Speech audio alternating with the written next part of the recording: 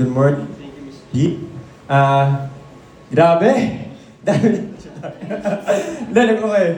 Ako, grabe. Super grateful ako sa PBB. As in, there's no words I can...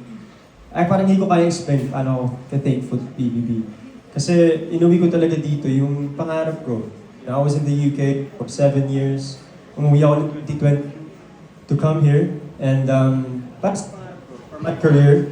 And You can switch your mic, yes. Thank Para you. marinig naman namin No, yung check, medyo check. British accent mo para nandito na. This nice mic. Yes, And okay. ito, magandang mic ito. Hello po, ulit. Ayan, siguro sa akin, sobrang thankful ako, grateful for PBB. Kasi ngayon nakikilala na ako.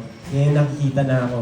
Kaya I'm really, really thankful. Kasi ang tagal ko na rin po sa industriyang ito and dahil ko na rin nagawa. Pero sa lahat ng ginagawa ko, hindi pa rin ako nakikilala.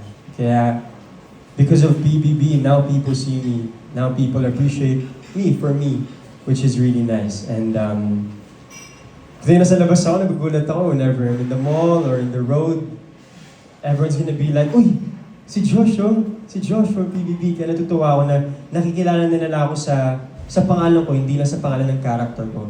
And of course, I'm so thankful for GMA, for accepting me back. Kasi 2016, I signed. And then umalis ako bigla all of a sudden. And now I came back and they still wanted me. Kaya maraming salamat po for letting me be here. Kasi gusto ko lang talaga ipakita yung sarili ko sa mundong ito.